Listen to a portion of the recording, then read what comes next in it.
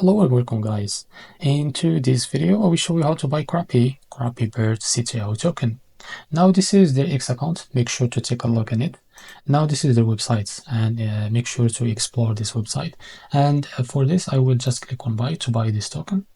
Now as you can see from here, select the crypto that you want to buy with. For me I will just select USDT, select whatever you want. Now from here I will enter how much I want to buy.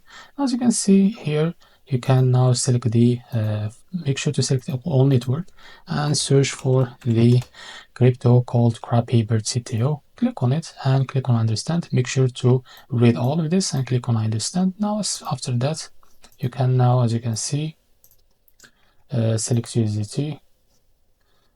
They tell us to swap to like, because they yes, they prefer Ethereum. Yes, they prefer to buy with Ethereum. So click on Ethereum, and from here you can now click on whole network. Now select Crappy like this, CTO, and click on I understand.